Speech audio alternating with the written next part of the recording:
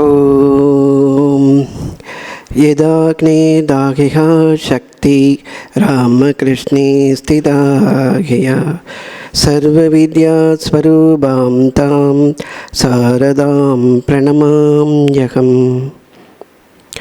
தீயில் வெம்மை உறைவது போல் ஸ்ரீ ராமகிருஷ்ணரில் உறைபவளும் அனைத்து அறிவு வடிவுலனும் ஆகிய அன்னை சாரதியை வணங்குகிறேன். தாயுமானவர் அருளிய பராபர கண்ணியிலிருந்து தொடர்ந்து நாம் அவருடைய உபதேசங்களை சிந்தித்து வருகிறோம். சென்ற வாரம் கண் ஆவாரேனும் உன்னை கை குவியார் ஆயின் அந்த மண் ஆவார் நட்பை மதியேன் பராபரமே என்ற கண்ணினுடைய பொருளை விரிவாகவே பார்த்தோம். எனக்கு கண் போன்று உற்ற துணையாக இருப்பவராக இருந்தாலும் அவர்கள் உன்னை வழிபடாவிட்டால், உன் மீது நம்பிக்கை கொள்ளாவிட்டால் அவர்கள் மண் ஆவார்கள், மண்ணோடு மண்ணாக கூடியவர்கள். அத்தகையுடைய நட்பை கொஞ்சம் கூட நான் மதிக்க மாட்டேன் என்ற பொருள்பட அந்த கன்னியை ஏற்றிருந்தார், அருளியிருந்தார். அடுத்ததாக 54வது கன்னி, கொல்லா விரதம் குவளையம் எல்லாம் ஓங்க எல்லாருக்கும் சொல்வது என் இச்சை பராபரமே. கொல்லா விரதம் குவளையம் எல்லாம் ஓங்க எல்லாருக்கும் சொல்வது என் இச்சை பராபரமே. கொல்லாமல் இருப்பது, அதாவது எந்த உயிரையும் கொல்லாமல் இருப்பது என்கின்ற விரதத்தை உலகம் முழுவதும் நான் சொல்லி எல்லோருமே அதை பின்பற்ற வேண்டும், அந்த நெறி பரவ வேண்டும் என்பது என்னுடைய இச்சை. ஆசை, இச்சை. ஒரு விஷயத்தை அனுபவிக்கணும், அடைய வேண்டும் என்ற ஒரு எண்ணம் வருவது ஆசை. இச்சை என்பது அது தீவிரமாக உருவெடுப்பது. சாதாரணமாக காற்றழுத்த தாழ்வு மண்டலம் புயலாக உருவப்படுவதும் போன்றது. சாதாரண அந்த ஆசை இச்சையாக மாறுகிறது. ஸோ அப்படி கொல்லா விரதம் குவளையம் எல்லாம் போங்க எல்லாருக்கும் சொல்வது என் இச்சை பராபரமே. பொதுவாக மனிதர்களுக்கு எத்தனையோ ஆசைகள் வரும். உடம்பு நல்லா இருக்கணும், நல்ல பெயர் புகழ் வாங்க வேண்டும், நன்கு படிக்க வேண்டும், வாழ்க்கையில் சிறக்க வேண்டும், பெரிய பதவிகளை வகிக்க வேண்டும், பல நாடுகளை பிடிக்க வேண்டும், அரசாள வேண்டும், இப்படி எத்தனையோ ஆசைகள் எல்லோருக்கும் வரும். ஆனால் மகான்களுக்கு வருகின்ற ஆசை முற்றிலும் வித்தியாசமானது. அவருடைய ஆசை தனிப்பட்ட ஒரு நபரை முன்னிறுத்தாமல், தன்னை முன்னிறுத்தாமல் அல்லது வேண்டியவரை முன்னிறுத்தாமல் எல்லோரும் நலமாக இருக்க வேண்டும். அந்த பொதுவான சிந்தனை, பொது நோக்கம். நம்முடைய இந்திய பரம்பரையினுடைய பண்பாடே, அந்த மண்ணுடைய மகத்துவம் இதுதான். எல்லோரும் சிறக்க வேண்டும், எல்லோரும் நோய் இல்லாமல் இருக்க வேண்டும். சர்வே பவந்து சுகினக சர்வே சந்து நிராமயா சர்வே பத்ராணி பஷ்யந்து மா கச்சித் துக்கபாத் பகவேத். இந்த வேத பிரார்த்தனை, எல்லோரும் நலமாக இருக்கட்டும், எல்லோரும் நோய்களிலிருந்து விடுபடட்டும், எல்லோரும் துன்பங்களிலிருந்து விடுபடட்டும், எல்லோரும் எது நன்மை என்பதை உணர்ந்து அந்த வழியை பின்பற்ற வேண்டும். இப்படி பொது பிரார்த்தனையோடு இருக்கின்ற நம்முடைய சமயத்தை தவிர்த்து மற்ற எல்லாமே தங்களுடைய சமயத்தை பின்பற்றாவிட்டால் கதி மோட்சம் இல்லை என்று சொல்லும். ஆனால் நம்முடைய மண்ணுக்கே உரித்தான இது எல்லோரையுமே சமமாக பார்ப்பது, எல்லோரையும் அரவணைத்து ஏற்றுக்கொள்வது. குவளையம் எல்லாம் உலகம் முழுவதும் ஓங்க எல்லோருக்கும் சொல்வது தான் என் இச்சை பராபரமே. அத்தகைய ஒரு பொது அந்த எல்லோரையும் அரவணைத்து செல்கிற. ஏன் இப்படி வருதுன்னா, 2 கண்ணோட்டம். நான் பார்க்கின்ற அனைத்தும் பரமாத்மாவின் சொரூபங்களே. என் எதிரில் இருப்பவர், அந்த எதிரில் இருக்கின்ற உயிரை தாங்கி இருப்பது நான் வழிபடுகின்ற இஷ்ட தெய்வம். அது சிவபரம்பொருளோ விஷ்ணுவோ அம்பாலோ எதுவாக இருந்தாலும் அந்த பரம்பொருள் அந்த உயிரினுள் துலங்கி இருக்கிறது. அந்த உயிருக்கு ஏதேனும் துன்பம் நேர்ந்தால் அது பகவானுக்கே துன்பம். விராட் சுரூபமாக இருக்கின்ற அந்த இறைவன் தான் துன்பப்படுகிறார். எனவே என் கண் முன்னால் யாராவது துன்புற்றிருந்தால் அவர்களுக்கு அந்த துன்பத்தை போக்குவது என்னுடைய முதற்கடமை. அவ்விதம் போக்குவது என்னுடைய வழிபாடு. அடுத்ததாக ஒரு மனநிலை, என்னுள் இருக்கின்ற ஆத்மாவே சர்வ ஆத்மாவாக எல்லா உயிர்களிலும் இருக்கிறது. எனக்கு எப்படி துன்பம் வருகிறதோ அதே போன்று மற்ற உயிர்களுக்கும் துன்பம் இருக்கிறது.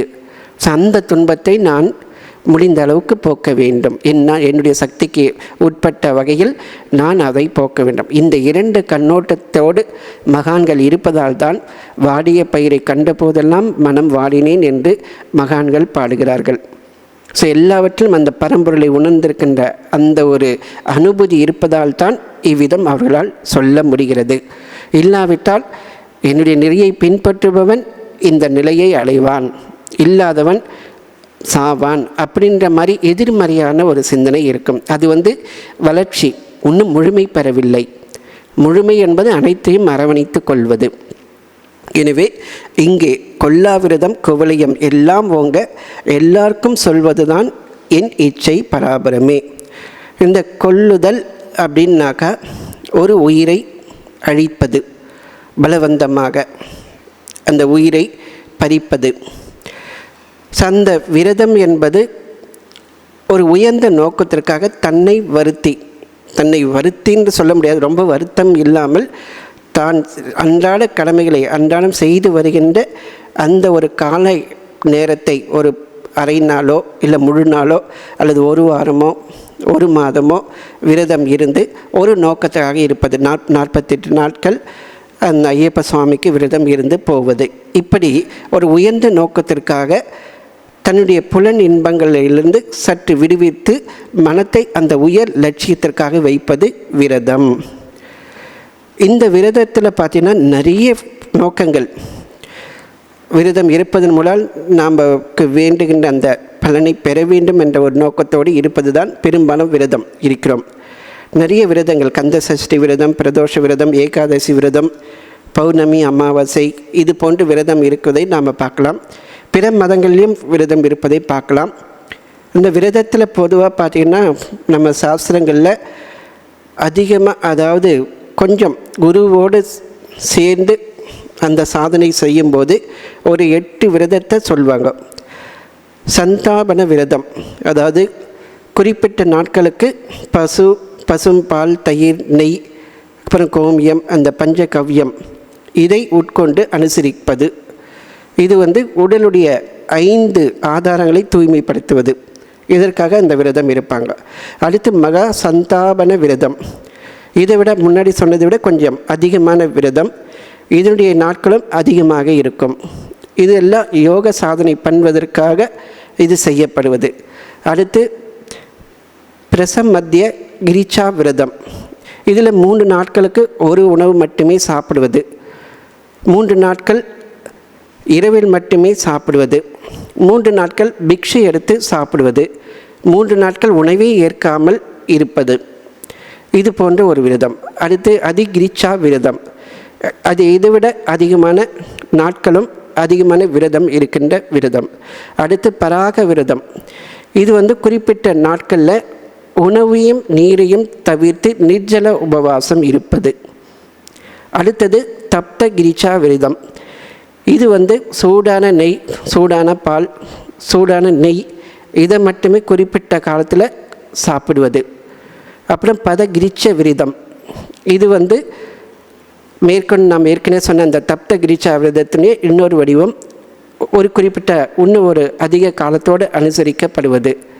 அடுத்தது இன்னொன்று சந்தாராயண விரதம், இது ஒவ்வொரு நாளும், அதாவது அந்த பக்ஷம் முதல் நாள் ஒரு கவலை உணவோடு தொடங்கி கொஞ்சம் கொஞ்சமாக அதிகரித்து பௌர்ணமியில் முழுமை பெறுவது. அடுத்து பௌர்ணமியிலேருந்து உணவை குறைத்து அமாவாசையில் முழுமையாக சாப்பிடாமல் இருப்பது. ஸோ இது எல்லாமே மனத்தை கட்டுப்படுத்துவதற்காக செய்யப்படுவது. ஒரு குறிப்பிட்ட அந்த விரதத்தை, அதாவது பௌதிக உணவை கட்டுப்படுத்துவதன் மூலம் மனத்தை கட்டுப்படுத்தி உயர்ந்த ஒரு லட்சியத்திற்காக வைக்கப்படுவது.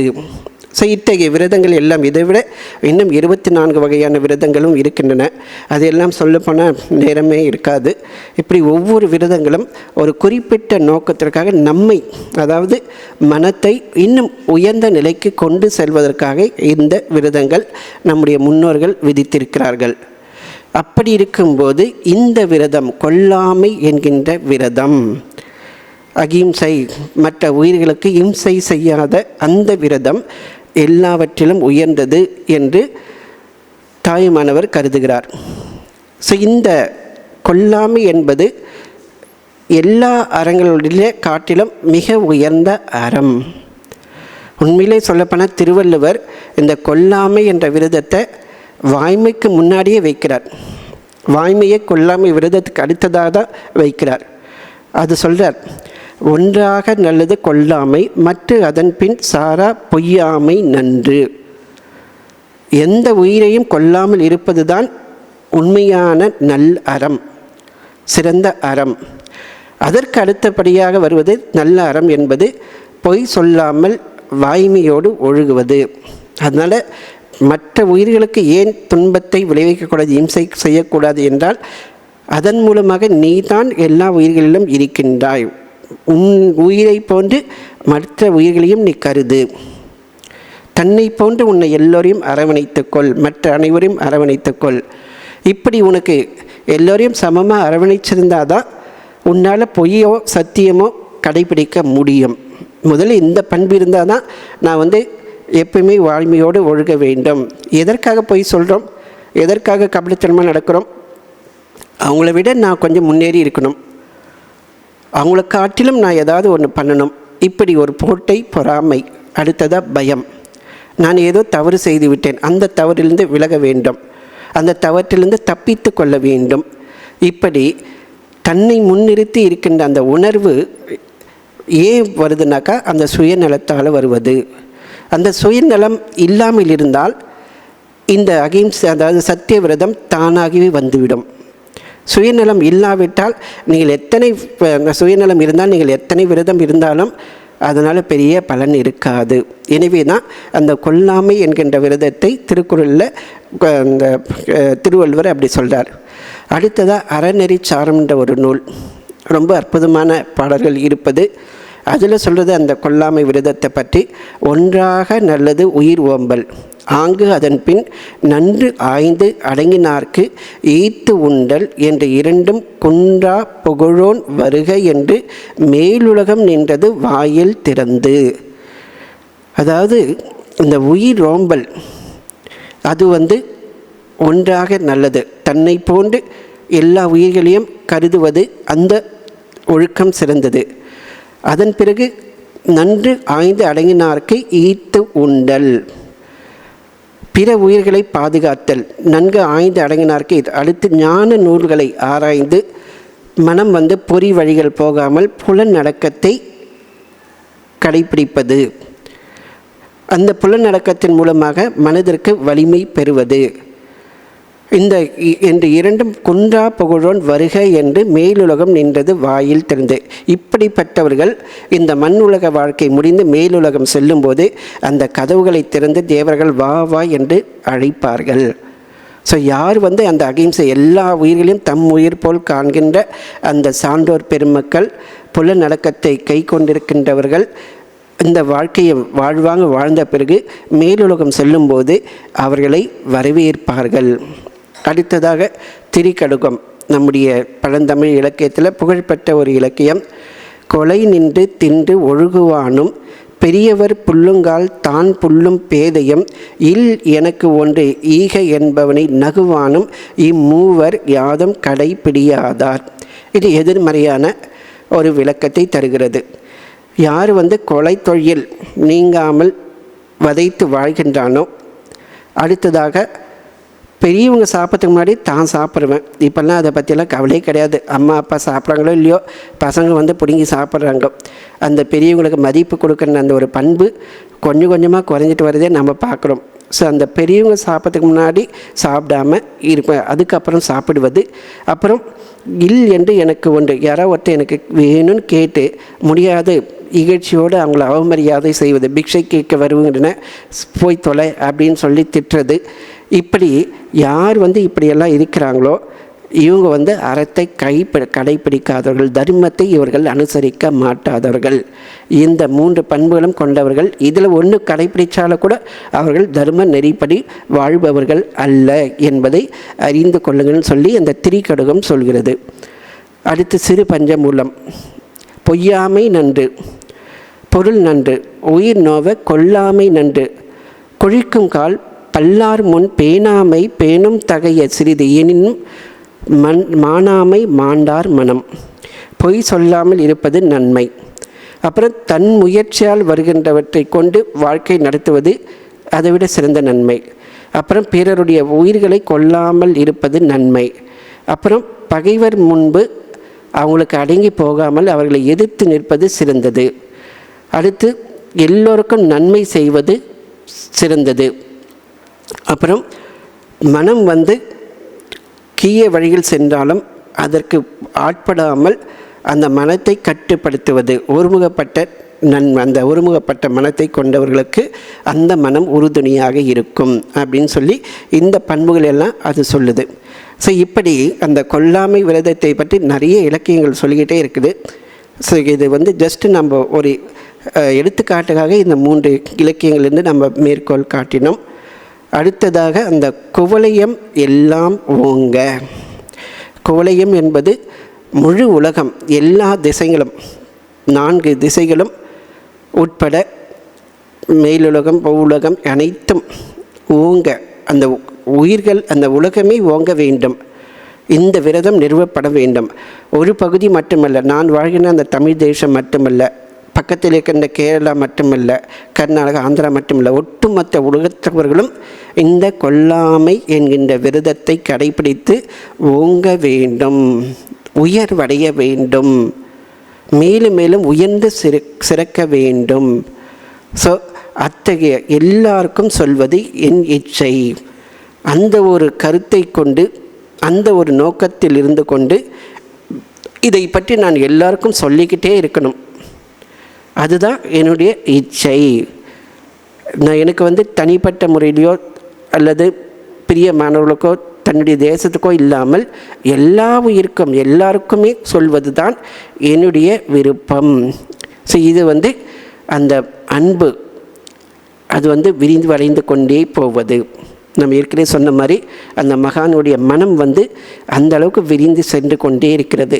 பிற உயிர்களுக்கு துன்பம் நேரிட்டால் அது தனக்கு நேர்ந்தது போன்று எண்ணி நடுங்குவது அவருடைய பண்பு, பராபரமே.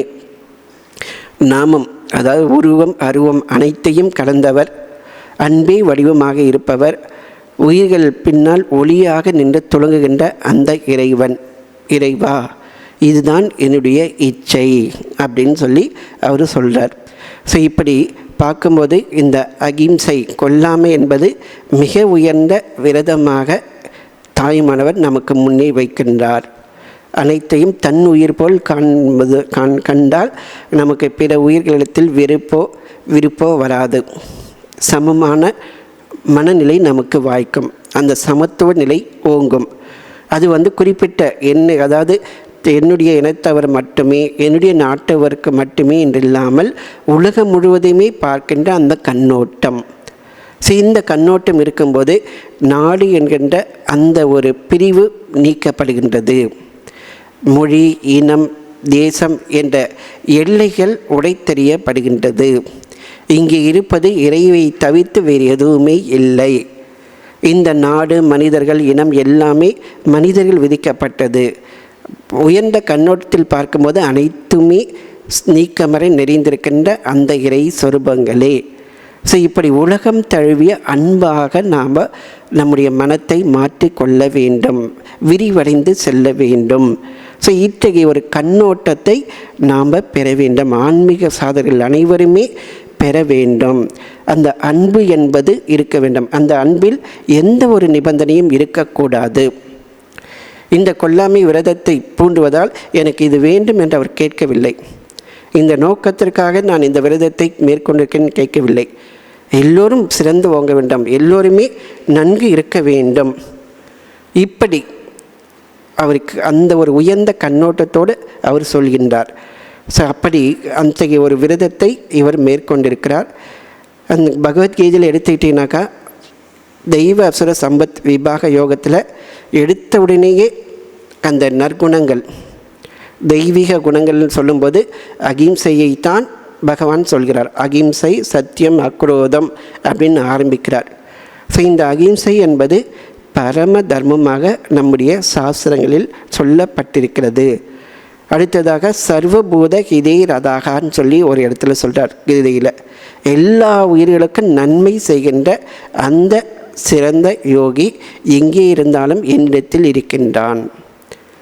எல்லாவற்றையும் வாசுதெய்வ மயம் என்று கருதுகின்றவன் அத்தகைய மகாத்மா காண்பது அரிது. ஸோ இது ஒரு உயர்ந்த நிலை, உன்னத நிலை, முழுமை பெற்ற நிலை. ஸோ இந்த கன்னிக்கு சித்பாவானந்தர் கூறுகின்ற அந்த விளக்கத்தை இப்போ பார்க்கலாம். அந்த குவளைனாக்கா உலகம், விரதங்களும் சிறந்தது கொல்லா விரதம். இந்த வாழ்க்கையில் ஒரு பெரிய முரண்பாடை நாம் பார்க்கலாம். மண்ணில் உள்ள பாக்டீரியா என்ற அணு உயிரை தின்று புல் பூண்டுகள், பயிர், பச்சைகள் உயிர் வாழ்கின்றன. அந்த புல் பூண்டுகளை தின்று மான் முதலிய விலங்குகள் வாழ்கின்றன. அந்த மான் முதலிய இந்த தாவர உணவை உண்கின்ற விலங்குகளை கொண்டு சிங்கம், புலி முதலியவை உயிர் வாழ்கின்றன. பூச்சியை தின்று பல்லி உயிர் வாழ்கிறது. பல்லியை தின்று கோழி உயிர் வாழ்கிறது. கோழியை தின்று பருந்து, மனிதனும் கூட பிற உயிர்களை கொண்டு ஆடு, மாடு, கோழி போன்றவற்றை கொண்டு மனிதன் உயிர் வாழ்கிறார்கள். இப்படி ஒரு உயிருடைய வாழ்க்கை இன்னொரு உயிரை பறிப்பதன் மூலம் அந்த உடலை தின்பதன் மூலமாக அமைந்திருக்கிறது. இத்தகைய ஒரு நெருக்கடியான இந்த திட்டத்தில் அகப்பட்டு கொண்டிருக்கின்ற கொல்லா விரதத்தை ஒருத்தர் எப்படி கடைபிடிக்க முடியும்? இயற்கையே இப்படி அமைத்திருக்கிறது. ஒரு உயிரை வதைத்து இன்னொரு உயிர், ஈவன் நாம் இப்போ உட்கார்ந்து இருக்கும்போதே எண்ணற்ற உயிர்களை வளைத்து கொண்டு தான் நாம் உயிரோடு இருக்கிறோம். நாம் சுவாசிக்கும் போது எண்ணற்ற பாக்டீரியாக்கள் உள்ளே போகுது. நாம் நடக்கும்போது நம்மையும் அறியாமல் பிற உயிர்கள், எறும்பு முதலானதை நாம் மிதிக்கிறோம். இரவு நேரங்களில் படுக்கும்போது கொசு முதலியவற்றை நாம் அடிக்கிறோம். இது எல்லாமே பார்த்திங்கன்னா இம்சை தான். ஸோ இப்படி இருக்கும்போது கொல்லாமை என்பது எப்படி முடியும்? அப்போ எல்லா விதத்திலும் இதை, அதாவது அனைத்தையும் தன் சொரூபமாக காண வேண்டும் என்ற ஒரு எண்ணம் விலங்குகளுக்கு வராது. ஒரு விலங்கு எல்லாவற்றையும் தன்னுடையதாக கருதவே முடியாது. ஒரு புலி மற்ற உயிர்கள் எல்லோருமே என்னுடைய சகோதர சகோதரர்கள், எல்லாமே பரபிரம்ம சொரூபம் அப்படின்னு அதனால் சிந்தனை பண்ண முடியாது. ஆனால் மனிதன் சிந்தனை செய்ய முடியும். அதனால தான் அவனுக்கு சிந்தனா சக்தி கொடுக்கப்பட்டிருக்கு. அதாவது நீ மிருக நிலையிலிருந்து மனித நிலைக்கு வா, எல்லா உயிர்களையும் நேசிக்கின்ற அந்த பண்பிற்கு முதலில் வா.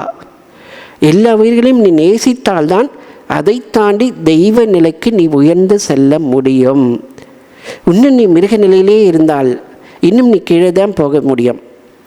அதனால் அந்த எல்லையை தாண்டி வா. அதற்காகத்தான் இந்த ஒரு அகிம்சா தர்மத்தை முன்னோர்கள் விதித்திருக்கிறார்கள். ஆனால் இதில் பார்த்தீங்கன்னாக்கா ஒரு கண்ணோட்டம், நான் வெஜிடேரியன், நான் வெஜிடேரியனை ஒரு தவறாக பார்க்கின்ற கண்ணோட்டம். இப்படி ஒப்பீடு இருந்தாலே பெரிய தவறு. அடுத்ததாக நான் வெஜிடேரியனாக இருக்கிறேன், இவங்கெல்லாம் சாப்பிட்றாங்களேன்னு சொல்லி அவங்கள இழிவாக பார்க்குது. இப்படி அடுத்தவர்களை ஒரு கம்பேரிசன், ஒப்பிட்டு பார்க்கிற அந்த தவறும் நாம் செய்யக்கூடாது. நாம் நம்முடைய பாதையில் இருந்து முன்னோக்கி போய்கொண்டே இருக்க வேண்டுமே தவிர அடுத்தவர்கள் உயர்ந்தவர்களா தாழ்ந்தவர்களா, அவர்கள் செயல் நல்லதா இல்லையா என்பதை பற்றியெல்லாம் ஆராய்கின்ற ஒரு ஆய்வு நமக்கு தேவையில்லாதது. அதன் மூலம் கால, நேரம், சக்தி விரயமாகுமே தவிர வேறொன்றுமே நடக்காது. ஸோ கம்பேரிசன் எது இருக்க வேண்டும் என்றால் அனைத்தையும் சமமாக பார்க்கின்ற அந்த பண்பை வளர்த்துக்கொள். எல்லா உயிர்களும் உன்னுடைய உயிரை போன்று காண்பதற்கு முயற்சி செய்.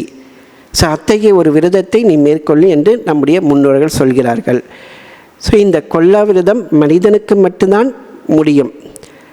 மற்ற உயிர்களுக்கு முடியாது. மனம், மொழி, மெய் இந்த மூன்றையும் பிரித்து பார்த்து சிந்தனை செய்கின்ற ஒரு பண்பு மனிதனுக்கு மட்டுமே இருக்கும். எனவே எனக்கு எதெல்லாம் பிடிக்குமோ அதை சாப்பிடுவேன் என்று இல்லாமல் என்னுடைய உடலுக்கு என்ன தேவையோ அதை நான் கொடுப்பேன். அதுவும் பிற உயிர்களுக்கு துன்பத்தை தராத உணவை கொடுப்பேன். இது முதல் படி. அடுத்ததாக இந்த உடல் உணர்வை தாண்டி அவருக்கே ஆட்படுவேன், அவருக்கே நான் அவருடைய தொண்டுக்கென்றே நான் வாழ்வேன் என்ற ஒரு லட்சியம். இந்த லட்சியத்திற்காகத்தான் இந்த கொல்லாமை விரதம். மற்றபடி இந்த கொல்லாமை விரதம் இருப்பதால் எனக்கு புண்ணியம் என்றெல்லாம் இணைந்திருப்பது நல்லது. ஆனால் அதனுடைய நோக்கம் அதற்கு அந்த அளவுக்கு குறுக்கிவிடக்கூடாது. ஸோ நான் செய்வது அனைத்தும் ஈஸ்வர ஆராதனை என்ற ஒரு கண்ணோட்டத்தோடு ஒருவர் மேற்கொள்ளும் போது அவர்கள் தோஷங்களிலிருந்து விடுபடுகிறார்கள். தோஷங்களிலிருந்து அவர்கள் விடுபடுகிறார்னாக்கா கடந்து செல்கிறார்கள். அந்த மனித நிலையை தாண்டி தெய்வ நிலைக்கு அவர்கள் உயர்ந்து செல்கிறார்கள். எனவே நான் உயிர் வாழ்வது எனக்காக இல்லை, இறைவனை ஆராதனை செய்வதற்காக, இறைவனை எல்லா உயிர்களும் உரைகின்ற அந்த இறைவனை தொண்டு செய்வதற்காக அமைந்திருக்கிறது. இப்படி இடைவிடாமல் நான் இறைவனை பூஜை செய்வதற்கு இந்த கொல்லாமை என்ற விரதம் துணை செய்கிறது. நான் எதை பார்த்தாலும் அது ஈஸ்வர ஸ்வரூபம், எதை பார்த்தாலும் ராமகிருஷ்ண ஸ்வரூபம். ஆகவே என் எதிரில் இருப்பவர்கள் மாறுவிடத்தில் இறைவன் அந்த இடத்தில் இருக்கின்றான். இந்த ஒரு கண்ணோட்டத்தும் மனதிற்குள்ளே வைத்திருக்க வேண்டுமே தவிர இப்படி நான் உன்னை பார்க்கிறேன் என்று அவர்களிடத்தில் சொல்லி நம்முடைய இது சொல்லணும்னு அவசியம். அப்படி சொன்னால் நம்மளை பைத்தியம் தான் நினைப்பாங்க. எனவே அந்த ஒரு கண்ணோட்டத்தை, அந்த ஒரு நோக்கத்தை உள்ளுக்குள் வைத்து நாம் ஒரு முட்டாளாக நடந்து கொள்ளாமல் ஒரு உண்மையான பக்தனாக, தீயவர்களையும் இறைவன் இருக்கிறார், அதுக்காக தீயவர்களிடத்தில் சல்லாபம் வைத்து கொள்வதோ உறவாடுவதோ இல்லாமல் நம் கண்முன் ஏதாவது அநீதியும் இருந்தால் அதை தட்டி கேட்பதும் மனிதனுடைய கடமை. இப்படி எல்லா வகையிலும் வழிபாடு செய்வது. இப்படி யார் செய்கிறானோ அப்படி செய்பவன் தன்னுடைய மானுட இயல்பை, ஜீவ வியக்தியை செத்ததற்கு நிகராக ஒதுக்கி வைக்கின்ற தகுதியை பெறுகிறான். வாழும்போதே அந்த உடல் உணர்வை செத்ததாக மாற்றி விடுகிறார்கள். செத்ததாக என்றால் உடல் உணர்வு, உடல் போகத்தை தன் சிறிதும் நாட்டம் இல்லாமல் உயர்ந்த லட்சியத்திற்காக, உயர்ந்த இறை ஆனந்தத்திற்காகவே வாழ்கின்ற ஒரு கண்ணோட்டம் அத்தகையவர்களுக்கு வருகின்றது. இந்த கண்ணோட்டத்தை பெறுவதற்கு இந்த அகிம்சை விரதம் மிக சிறந்த ஒரு கருவியாக அமைகின்றது. எனவே உண்மையான அகிம்சையில் நிலை பெற்றிருக்கின்ற முன்னிலையில் பிற உயிர்கள் பகையை விட்டு ஒன்றாக கூடி குழாவும். ரமண மகர்ஷியை பார்க்கறதுக்கு ஒரு சுவாமி போன அப்படி. அப்போது அவர் தன்னுடைய எக்ஸ்பீரியன்ஸ் சொல்கிறார். நான் அவரை போய் பார்க்கும்போது ஒரே பாத்திரத்தில் மயிலும் கீரிப்புலியும் சாப்பிட்டுக்கிட்டு இருந்தது அவர் முன்னாடி. அவர் பேர் தாமோதரானந்தர். அவர் பெரிய ஒரு மூத்த துறவி. அவர் இங்கே நமக்கு தினமும் இரவு நேரங்களில் நமக்கு கிளாஸ் இருக்கும். அந்த கிளாஸில் அந்த எக்ஸ்பீரியன்ஸு சொன்ன அப்படி. நான் போய் பார்க்கின்ற போது ஒரே தட்டில் மயிலும் கீரிப்புலியும் சண்டை போட்டுக்கொண்டு நமக்கே தெரியும். இப்படி எதிரெதிராக இருக்கின்ற அந்த உயிர்கள் அகிம்சையில் அந்த இறை உணர்வில் ஆழ்ந்திருப்பவர்கள் முன்னணியில் அந்த உணர்வையை விட்டு அதுவும் அந்த ஒரு தெய்வீக உணர்வை பெறுகின்ற அளவுக்கு அந்த ஒரு தெய்வீக சக்தி அந்த மனிதர்கள் மூலமாக வெளிப்படுகிறது. இந்த ஒரு உணர்வை மனிதனால் தான் வெளிப்படுத்த முடியும். ஆகவே தான் மனித பிறவி உன்னதமான எல்லா உயிர்களும் சிறந்தது என்று போற்றுவதற்கு காரணமே அந்த மனிதன் முன்பு பகைமை உணர்ச்சியாகவும் நீங்கிவிடுகிறது, வேற்றுமை உணர்ச்சியாகவும் மறைந்து விடுகிறது. எங்கும் இருக்கின்ற அந்த பரம்பொருள் மட்டுமே பிரகாசிக்கின்றது. தான் இருக்கின்ற இடத்தில் சுற்றி அந்த ஒரு பரபிரம்மத்தினுடைய பிரபாவத்தை, இறைவனுடைய பிரபாவத்தை வெளிப்படுத்த முடிபவன் தான் உண்மையான மானுடன். அவன்தான் மனித பிறவியை எடுத்ததனுடைய லட்சியத்தை அடைந்திருக்கிறான். அந்த ஒரு ஈஸ்வர ஸ்வரூபத்தை, ஈஸ்வர பிரபாவத்தை வெளிப்பட செய்வது தான் ஒவ்வொரு மனிதனுடைய கடமை. அதுக்காக இந்த அகிம்சை என்கின்ற விரதத்தை நம்முடைய முன்னோர்கள் வைத்திருக்கிறார்கள். ஸோ இந்த கண்ணியில் பார்த்தீங்கன்னாக்கா அந்த கொல்லா விரதம் குவளையம் எல்லாம் ஓங்க எல்லாருக்கும் சொல்வது தான் என் இச்சை பராபரமே. இந்த கொல்லாமை என்ற கண்ணோட்டத்தை இவ்வளோ நேரம் பார்த்துட்டு வந்தோம். இதை தவிர இன்னொரு கண்ணோட்டமும் இருக்குன்னு சொல்லி நம்முடைய ஒரு சிந்தனை. இந்த கொல்லா விரதம் என்பது தன்னை கொள்வது, நம்மை நாமே மாய்த்து கொள்வது. நம்மை நாமே மாய்த்து கொள்வது என்பது நமக்குள் இருக்கின்ற அந்த ஆன்மாவை, தெய்வீகத்தை உணராமல் இறந்துவிட்டால் அதை நம்மை நாமே கொள்வதற்கு சமம், நம்மை நாமே அழித்து கொள்வதற்கு சமம். இத்தகைய ஒரு விரதத்தை எல்லா உயிர்களுக்கும் சொல்வது என்னுடைய ஒரு லட்சியம், இச்சை என்ற ஒரு பொருள் கூட வைத்து கொள்ளலாம். அதாவது என்னுள் இருக்கின்ற அந்த பரம்பொருளை நான் உணராமல் இருந்துவிட்டால் நான் என்னையே அழித்து கொள்வதற்கு சமம். என்னுடைய உண்மையான இயல்பை உணராமல் நான் மறைந்து விட்டால் மற்ற விலங்குகளுக்கும் எனக்கும் என்ன ஒரு வித்தியாசம்? அவைகளும் பிறக்கின்றன, மற்ற உயிர்களை தின்கின்றன, அப்புறம் வாழ்ந்தன, அப்புறம் இனப்பெருக்கம் செய்தன, மறைந்து விட்டன.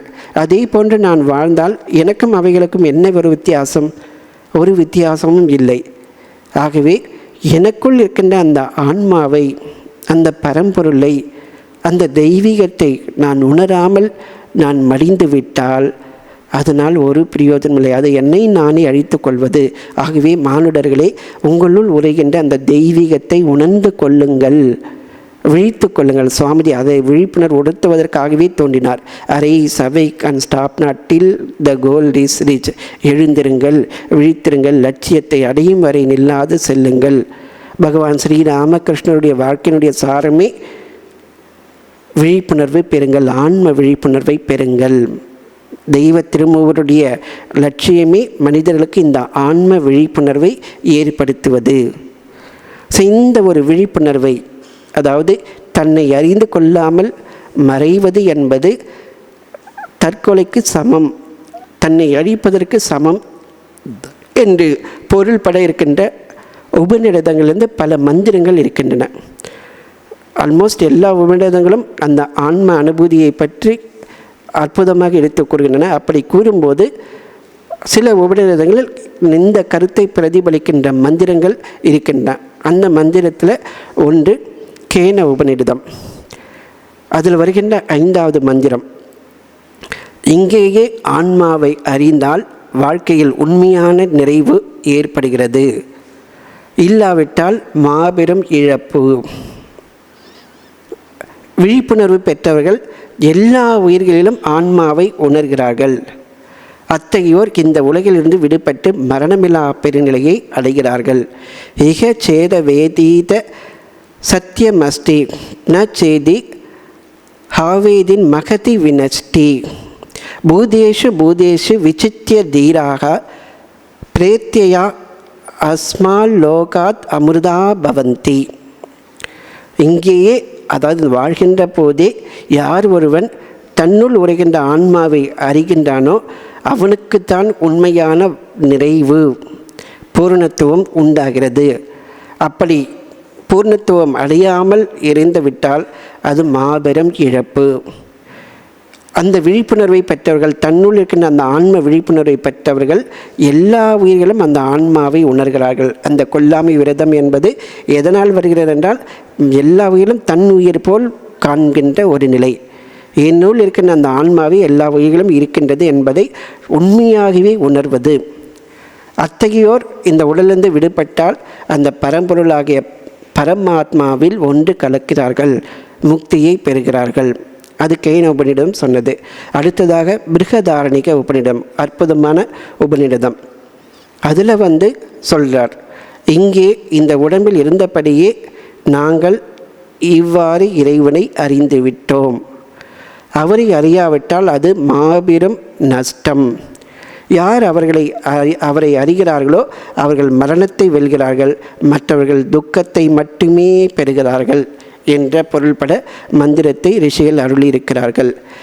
இகைவ சந்தோத வித்ம தத்வயம் ந சேத் அவேதி மகதி வினஷ்டிகி ஏதத் விதுராமிருதாஸ்தே பவந்தி அதேதரே துக்கம் ஏவாபியந்தி. இந்த உடம்பில் இருந்தபடியே நாங்கள் இறைவனை அறிந்து உள்ளோம். அவரை அறியாவிட்டால் அது மாபெரும் நஷ்டம். யார் அவர்களை அடைகிறார்களோ அவர்கள் மரணமில்லா பெருநிலையை அடைகிறார்கள், மற்றவர்கள் துக்கத்தையே அடைகிறார்கள். அடுத்ததாக நேரடியாக அந்த பொருள்பட யார் ஆன்மாவை அறியவில்லையோ அவர்கள் மரணத்தை அடைகின்றார்கள் என்ற பொருள்பட இந்த மந்திரம் ஈசாவாசிய உபநிஷத்தில் வருகின்ற 3வது மந்திரம் அவர்களை அசுரா என்று அழைக்கின்றது. அந்த மந்திரம் ஆன்மாவை அறியாமல் ஒருவன் இறந்து விட்டார்கள், அவர்கள் அசுரர்களுக்கு ஒப்பானவர்கள் என்று இங்கே மந்திரம் சொல்கிறது. அசூர்யா நாம தே லோகா அந்தேன தமசா விரதாக தஸ்மாதே பிரேத்யாபி கச்சந்தி ஏகே சாத் மகன்னோ ஜனாகா. யார் அந்த அசுரருடைய உலகங்கள் எல்லாம் கார் இருள மூடப்பட்டிருக்கு, அறியாமை துன்பம் என்கின்ற இருளில் மூடப்பட்டிருக்கின்றன. ஆன்மாவை அழிப்பவர்கள், அதாவது உடலில் கொண்ட ஆன்மாவை உணர்ந்து கொள்ளாமல் அந்த உடலை தான் என்று ஆராதனை செய்தவர்கள், உடலுக்குள் இருக்கின்ற ஆன்மாவை பற்றி கவலைப்படாமல் தான் உரைகின்ற அந்த உடலே நான் என்று கருதி யாரெல்லாம் ஆராதனை செய்தார்களோ அவர்கள் ஆன்மாவை அழித்தவர்கள், தற்கொலைக்கு செய்தவர்களுக்கு சமமானவர்கள். அவர்கள் மரணத்திற்கு பிறகு அந்த துக்கமயமான உலகங்களை சென்றடைகிறார்கள், இருள்மயமான அந்த உலகத்திற்கு சென்றடைகிறார்கள் என்று இந்த மந்திரம் சொல்கிறது. எனவே இந்த ஒரு கண்ணோட்டம், எதனால் இந்த விரதம், எல்லா வகைகளும் அந்த இறைவன் இருக்கின்றார், எல்லா வகைகளும் அந்த ஆன்மாவை இருக்கின்றது, எல்லா வகைகளும் உரிகின்ற அந்த ஆன்மாவை என்னுள் இருக்கின்றது. இந்த ஆன்மாவை நான் இந்த உடலிலிருந்து விடுபடுவதற்கு முன்பு நான் அறிந்து கொள்ள வேண்டும். அதற்கு நான் என்ன செய்ய வேண்டும்? அந்த ஆன்ம அனுபூதியை பெற்றவர்கள் என்ன செய்தார்களோ அதை பின்பற்றுவது. அவர்கள் என்ன செய்தார்கள்? எந்த உயிரிடத்தில் வேற்றுமை பாராமல் அனைத்து முடிந்த அளவுக்கு நன்மை செய்தார்கள். அந்த விரதத்தை நான் இப்போதே கடைப்பிடிப்பேன். ஆன்ம அனுபூதி பெற்றவர்கள் என்ன செய்தார்களோ, எப்படி சென்றார்களோ அதை நான் பின்பற்றுவேன். எப்போதும் அவர்கள் இறை சிந்தனையிலேயே இருந்தார்கள். எனவே என்னால் முடிந்த அளவு நான் இறை நாமத்தை சொல்லிக்கொண்டே இருப்பேன். எந்த செயலை செய்தாலும் அது இறைவனுக்காக செய்கின்ற அந்த ஒரு பாவனையை நான் கைக்கொள்வேன். என் கண்களால் எதையெல்லாம் பார்க்கிறேனோ அது எல்லாமே பகவத் ஸ்வரூபத்தின் மற்றொரு வடிவங்கள் என்ற ஒரு கண்ணோட்டத்தோடு பார்ப்பேன். இது எல்லாம் இறை அனுபூதி பெற்றவர்கள் செய்தவர்கள். நான் இப்போது அதை பயிற்சி செய்கிறேன். இன்ஸ்பைர் டாக்ஸ் தமிழில் ஆன்மீக சிந்தனைகள், அதில் சுவாமிஜி சொல்கிற ஒரு அற்புதமான ஒரு வழிகாட்டுதல், do not seek him, just see him. கடவுளை தேடாதே, காண மட்டும் செய். அற்புதமான ஒரு உபனிஷத் மந்திரம் போன்றது, மகா வாக்கியம் போன்றது இந்த ஒரு வாசகம். கடவுளை தேடி அலைய வேண்டாம், அவரை காண மட்டும் செய். அவர் எல்லா வடிவும் இருக்கிறார். எல்லா புராணங்களும் அதுதான் சொல்ல, தூணிலும் இருக்கின்றார், துரும்பிலும் இருக்கின்றார்.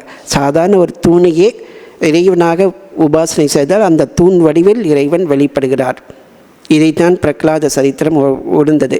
ஸோ அந்த எல்லாவற்றிலும் இறைவன் இருக்கிறார். நான் எங்கு சென்றாலும் எந்த இடத்தில் இருந்தாலும் அவருடைய கண்கள் என்னை பார்க்கின்றன, அவருடைய பார்வை என் மீது இருக்கின்றது. நான் அவர் சந்நிதியின் முன்பு இருக்கின்றேன். கோயிலில் கர்ப்பகிரகத்திற்கு முன்னாடி நான் எப்படி இருக்கிறேனோ நான் அதே போன்றுதான் எந்த இடத்தில் இருந்தாலும் நான் இருக்கிறேன். நான் இருப்பது அவருடைய சாநித்தியத்தின் முன்பு தான் இருக்கிறேனே தவிர அவரை இன்றி நான் ஒருபோதும் இருந்ததில்லை, அவரும் என்னை விட்டு இருந்தது இல்லை. இந்த ஒரு கண்ணோட்டம் இருந்து விட்டாலே ஆன்மீக முன்னேற்றம் நமக்கு சிறிது சிறிதாக வந்துவிடும். ஸோ எப்போதும் அவருடைய சாநித்தியத்தை உணர்வதற்கு முயற்சி செய்வது. காற்றாகி எங்கும் கலந்தாய் போற்றி, கைலை மலையானை போற்றி போற்றி.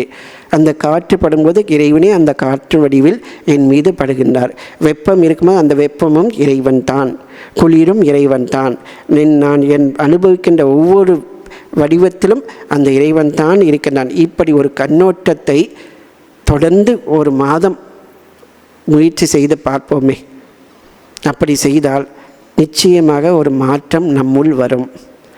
நம்மையும் அறியாமல் கோயிலில் மட்டுமே இறைவனை பார்க்க அந்த நிலையிலிருந்து விடுபட்டு நாம் இருக்கின்ற இடத்திலேயே அந்த பகவத் ஸ்வரூபம் அவருடைய சாநித்தியம் பிரகாசிக்கும் அளவுக்கு நாம் முன்னேறுவோம். அதற்காகத்தான் இந்த விரதங்கள், இதற்காகத்தான் இப்படி ஒரு நமக்கு ஒரு கட்டுப்பாடுகள் முன்னோர்கள் வைத்திருக்கிறார்கள். பட்டினத்தார் ஒரு அற்புதமான ஒரு பாடலை பாடியிருக்கிறார். ஆன்மீக சாதகர்கள் எப்படிப்பட்ட வாழ்க்கையை வாழ வேண்டும். கொல்லாமல் கொண்டதை தின்னாமல் கூத்திரம் கோல் களவு கல்லாமல் கைத்தவரோடு இணங்காமல் கனவினும் பொய் சொல்லாமல் சொற்களை கேளாமல் தொகையர் மாயையிலே செல்லாமல் செல்வம் தருவாய் சிதம்பர தேசிகனே. சிதம்பரத்தில் எழுந்தருளிருக்கின்ற நடராஜ பெருமானே, எந்த உயிரையும் நான் கொல்லாமல் இருக்கவும் துன்பம் செய்யாமல் இருக்கவும், கொண்டதை தின்னாமல் அந்த கொண்ட மாமிசத்தை தின்னாமலும், அடுத்தது வஞ்சகத்தையும் கோள் சொல்வதையும் திருட்டுத்தனத்தையும் நான் கற்றுக்கொள்ளாமல் இருக்கின்றவரையும், வஞ்சகருடைய கூட்டுறவு நாம் இணங்காமல் இருக்கவும், கனவில் கூட பொய் சொற்களை சொல்லாமல் இருக்கவும், துன்பம் தருகின்ற அந்த அதாவது மாயையில் மயக்குகின்ற மாதர்கள் மீது மையல் கொள்ளாமல் இருக்கவும், உன்னுடைய திருவடி என்கின்ற அந்த செல்வத்தை எனக்கு தந்து என்னை ஆட்கொள்ளுங்கள் என்று பிரார்த்தனை செய்கின்றார். இதை எதிர்மறையாக இருக்கிறது. இதே நேர்மறையாக பார்த்தோம்னா எல்லா உயிர்களையும் சமமாக காணவும், எல்லாவற்றையும் உன்னுடைய பிரசாதமாக ஏற்றுக்கொள்ளவும், இவர்கள் எல்லாரிடத்திலையும் நான் அன்பு செய்யவும், என்னிடத்தில் இருப்பதை எல்லோருக்கும் பகிர்ந்து கொள்ளவும், இப்போதும் கனவிலும் நான் மெய்யே பேசுகின்ற அந்த ஒரு நிலையையும், பிற மாதர்களை பரம்பொருளுடைய அம்சமாக அம்பாளின் வடிவங்களாக பார்ப்பதற்கும், இறுதியாக உன்னுடைய திருவடி செல்வத்தை தந்து எனக்கு ஆட்கொள்ளுங்கள். ஸோ இதை எதிர்மறையாக சொன்னதை நாம் நேர்மறை பண்பாக மாற்றிக்கொண்டால் அதுவும் அவர் காட்டிய வழியில் செல்வதற்காக தான். இந்த எதிர்மறை எதற்காக சொல்கிறார்கள் என்றால், இது நேரடியாக மனிதனுக்கு புரியும். ஏனென்றால் மனித மனம் எப்போதுமே கீழ்நிலையிலிருந்து தான் மேல்நிலைக்கு பரிணமிக்கிறது. அந்த கீழ்நிலையை முதலில் சொல்லும்போது இது தவறு என்று அவனுக்கு உணர்ந்து கொள்ள வேண்டும். தவறு என்று உணர்ந்தால்தான் அதிலிருந்து மேலே செல்ல முடியும். ஆகவே இந்த எதிர்மறையான விஷயங்களை நம்முடைய பாடல்களில் அவர்கள் அருளி இருக்கிறார்கள். எனவே எப்போதும் இந்த ஒரு அகிம்சை, எல்லா உயிர்களையும் தன் உயிர் போல் காண்பது, அனைத்தையும் இறைவனுடைய பிரசாதமாக இறைவனுக்கு அர்ப்பணம் செய்தவற்றை ஏற்றுக்கொள்வது, எல்லோருக்கும் நன்மை செய்வது, தன்னால் முடிந்த அளவுக்கு நன்மையை செய்வது, அடுத்ததாக இறைநெறிக்கு புறம்பானவர்களிடம் இணக்கம் கொள்ளாமல் இருப்பது, இறைநெறிக்கு மாறாக நடப்பவர்களிடமிருந்து விலகி இருப்பது. நம்ம போன வாரமே சொல்லியிருந்தோம், அந்த எலக்ட்ரானிக் கெட்ஜெட்ஸ், வாட்ஸ்அப், ஃபேஸ்புக், இது மூலமாக அந்த சங்கம் துஷ்சங்கம் வருவதற்கு எவ்வளோ வாய்ப்புகள் இருக்கிறது என்பதை பற்றி சென்ற வாரம் விரிவாக பார்த்தோம். எனவே நாம் ஊடகங்கள் கைபேசியின் மூலமாக, வாட்ஸ்அப் இது போன்ற மூலமாக தொடர்பு கொள்ளும்போது நல்ல விஷயங்களை மட்டுமே பரிமாறிக்கொள்வது.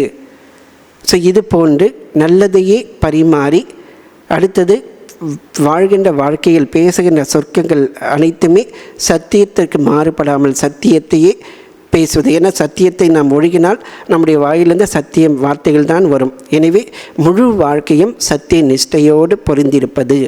சத்திய நிஷ்டை என்பது வெறுமனே பொய் பேசாமல் இருப்பதும் அல்ல.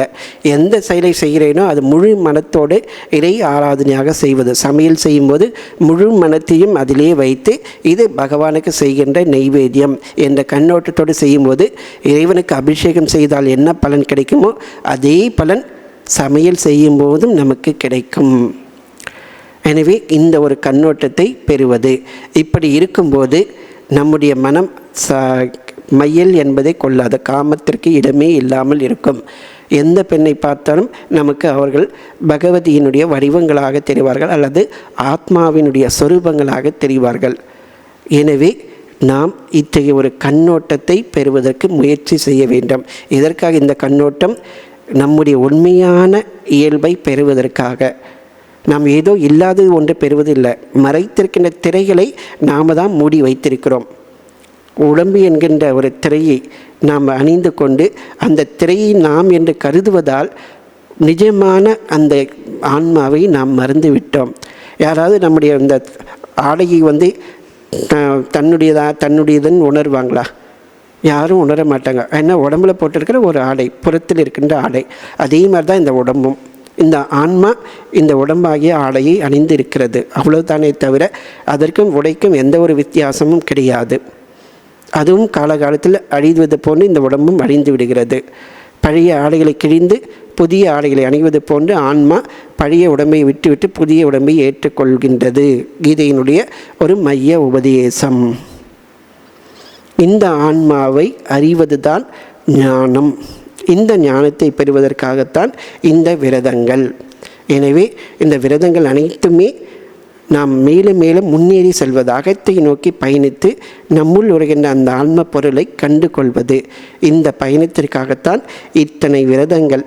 கொல்லாமை என்கின்ற விரதம் ஆகிய இந்த சத்தியம் என்கின்ற விரதம், மற்றவர்களுக்கு துன்பம் செய்யாதல் இருத்தல், அடுத்து பொய் சொல்லாது இருத்தல், அடுத்து புலநடக்கத்தை கை கொள்ளுதல், எல்லா உயிர்களும் தன்னை காண்பது அல்லது இறைவனை காண்பது.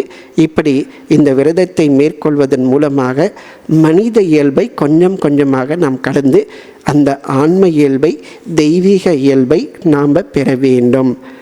வாழும்போதே அந்த ஒரு உயரிய நிலையை அடைய வேண்டும். இல்லாவிட்டால் மகத்தான நஷ்டம். அதுதான் உண்மையான மரணம். ஆன்மாவை அடையாமல் நாம் மறித்துவிட்டால் அதுதான் உண்மையான மரணம். எனவே அந்த நிலையிலிருந்து விடுபட வேண்டும். அதற்காகத்தான் அடுத்த கண்ணியில் தாய்மானவர் சொல்கிறார், எத்தால் பிழைப்பேனோ எந்தையே நின் அருட்கே பித்து ஆனேன், மெத்தவும் நான் பேதை பராபரமே. எந்த ஒரு உபாயத்தால், எந்த ஒரு வழியினால் நான் பிழைத்து கொள்வேன். உன்னுடைய அருட்பித்துக்கு, உன்னுடைய அருளுக்கு நான் பைத்தியம் பிடித்து அலைகின்றேன். ஏனென்றால் நான் ஒரு பேதை, அறியாதவன், கல்லாதவன், உண்மையை உணராதவன். என்னை வழி நடத்து, என்னை ஆட்கொள் என்ற பொருள்பட அடுத்த கன்னியை அருளியிருக்கிறார். அதாவது இந்த கொல்லா விரதம் கோலையும் எல்லாம் போங்க எல்லாருக்கும் சொல்வது என் இச்சை பராபரமே. இந்த கன்னிக்கு அடுத்ததாக அவர் சொல்கின்றார். இதை எதிர்மறையாக முதலில் சொல்லிவிட்டு எந்த நோக்கத்திற்காக இதை சொல்கின்றேன், ஏன் இந்த கொல்லாவிரதம்? ஏனென்றால் எல்லாவற்றிலும் நீ தான் இருக்கின்றாய். இதனை நான் முழுமையாக உணர்ந்து கடைபிடிக்க வேண்டும். கனவில் கூட இந்த நிலையை விட்டு நான் விலகக்கூடாது. எனவே அடுத்த கன்னியை எவ்விதம் அருளியிருக்கிறார். வரும் வியாழக்கிழமை அந்த கன்னியினுடைய பொருளை பற்றி சற்று விரிவாக சிந்திப்போம். இன்றைய தினம் கொல்லா விரதம் கோலியம் எல்லாம் ஓங்க எல்லாருக்கும் சொல்வது என்னுடைய இச்சை பராபரமே என்பதில் கொல்லா என்பது என்ன, கொல்லாமை விரதம் என்றால் என்ன அப்படி என்பதை பார்த்தோம். அடுத்ததாக கொல்லாமையை பற்றி திருக்குறளிலும் மற்ற இலக்கியங்களிலும் சொல்லப்பட்ட அறநெறி சாரம், திரிகடுகம், சிறுபஞ்சமூலம் போன்றவற்றில் சொல்லப்பட்ட இந்த கருத்தை நாம் பார்த்தோம். அடுத்தது இச்சை என்றால் என்பது பற்றி பார்த்தோம். கடைசியாக உபநிடத மந்திரங்களிலிருந்து தன்னை அழித்து கொள்வதுதான் உண்மையான கொலை, தற்கொலை, அதிலிருந்து விடுபட வேண்டும் என்ற ஒரு கருத்தையும் நாம் பார்த்தோம். இவ்விதம் இந்த கன்னியின் மூலம் ஒரு வழிகாட்டுதல், அனைத்தையும் தன் உயிர் போல் கண்டு வாழ்கின்ற ஒரு வாழ்க்கை, அதை ஆன்மாவை அறிவதற்காக நாம் மேற்கொண்ட ஒரு பயணம் என்பதை நாம் இதன் மூலம் உணர்ந்திருக்கிறோம். எனவே பகவானுடைய அருளால் எல்லா உயிரிலும் அவரை காண்கின்ற அந்த நிலையை அடைந்து இறுதியில் அவருடைய திருவடியில் கலக்கின்ற பேரின்பம் நமக்கு கிடைக்கட்டும் என்ற ஒரு பிரார்த்தனையோடு இன்றைக்கு இந்த அளவில் பூர்த்தி செய்கின்றோம். ஓம் சாந்தி சாந்தி சாந்தி. ஹரி ஓம் தசத். ஸ்ரீராமகிருஷ்ணார்பணமஸ்து.